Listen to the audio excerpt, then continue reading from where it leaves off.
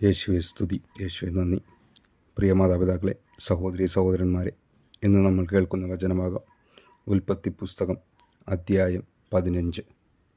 അബ്രാമുമായി ഉടമ്പടി. അബ്രാമിന് ദർശനത്തിൽ കർത്താവിൻ്റെ അരുളപ്പാടുണ്ടായി. അബ്രാമേ, ഭയപ്പെടേണ്ട, ഞാൻ നിനക്ക് പരിചയമാണ്, നിന്റെ പ്രതിഫലം വളരെ വലുതായിരിക്കും. അബ്രാം ചോദിച്ചു, കർത്താവായ ദൈവമേ, സന്താനങ്ങളില്ലാത്ത എനിക്ക് എന്ത് പ്രതിഫലമാണ് ലഭിക്കുക? ദമാസ്കസുകാരൻ ഏലിയേസറാണ് എൻ്റെ വീടിൻ്റെ അവകാശി. അബ്രാം തുടർന്നു, എനിക്കൊരു സന്താനത്തെ അവിടെ തന്നിട്ടില്ല. എൻ്റെ വീട്ടിൽ പിറന്ന ദാസരിൽ ഒരുവനായിരിക്കും എൻ്റെ അവകാശി.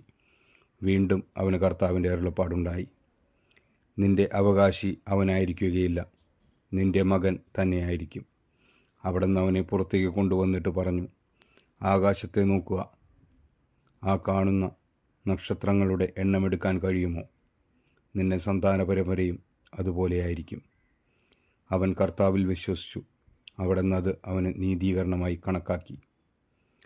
അവിടെ നിന്ന് തുടർന്ന് അരുളി ചെയ്തു, ഈ നാട് നിനക്ക് അവകാശമായി തരാൻ വേണ്ടി നിന്നെ കൽദായരുടെ ഊറിൽ നിന്ന് കൊണ്ടുവന്ന കർത്താവാണ് ഞാൻ. അവൻ ചോദിച്ചു, ദൈവമായ കർത്താവെ, ഇത് സംഭവിക്കുമെന്ന് ഞാനെങ്ങനെ അറിയും? അവിടെ നിന്ന് കൽപ്പിച്ചു, 3 വയസ്സ് വീതം പ്രായമുള്ള ഒരു പശുക്കിടാവ്, ഒരു പെണ്ണാട്, ഒരു മുട്ടനാട് എന്നിവയെയും ഒരു ചെങ്ങാലിയെയും ഒരു ഇളം പ്രാവിനെയും എനിക്കായി കൊണ്ടുവരിക. അവൻ അവയെല്ലാം കൊണ്ടുവന്നു. അവയെ 2 പിളർന്ന് ഭാഗങ്ങൾ നേർക്കുനേരെ വെച്ചു. പക്ഷികളെ അവൻ പിളർന്നില്ല. പിണത്തിന്മേൽ കഴുകന്മാർ ഇറങ്ങി വന്നപ്പോൾ അബ്രാം അവയെ ആട്ടി ഓടിച്ചു. സൂര്യൻ അസ്തമിച്ചു കൊണ്ടിരുന്നപ്പോൾ അബ്രാം ഗാഢനിദ്രയിലാണ്ടു. ഭീകരമായ അന്ധകാരം അവനെ ആവരണം ചെയ്തു. അപ്പോൾ കർത്താവ് അരുളി ചെയ്തു, നീ ഇതറിഞ്ഞുകൊള്ളുക, നിന്റെ സന്താനങ്ങൾ സ്വന്തമല്ലാത്ത നാട്ടിൽ പരദേശികളായി കഴിഞ്ഞുകൂടും. അവർ ദാസ്യവേല ചെയ്യും.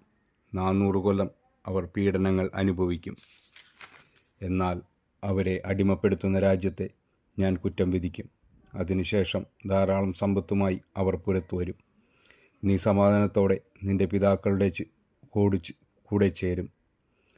വാർദ്ധക്യ പരിപൂർത്തിയിൽ നീ സംസ്കരിക്കപ്പെടും. 4ാം തലമുറയിൽ അവർ ഇങ്ങോട്ട് തിരിച്ചു പോരും.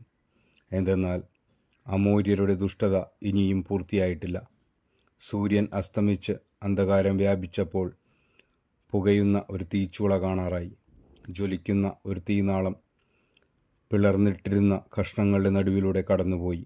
അന്ന് കർത്താവ് അബ്രാമിനോട് ഒരു ഉടമ്പടി ചെയ്തു, നിന്റെ സന്താന പരമ്പരയ്ക്ക് ഈ നാട് ഞാൻ തന്നിരിക്കുന്നു.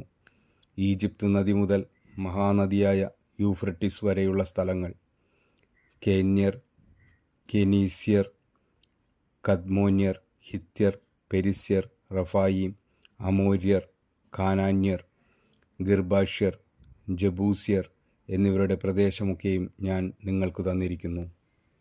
നമ്മുടെ കർത്താവായ ദൈവത്തിന് സ്തുതി. ഈ തിരുവചനം നമ്മുടെ ജീവിതത്തിൽ സന്തോഷവും സമാധാനവും ഐശ്വര്യവും കൊണ്ടുവരട്ടെ. ആമേൻ.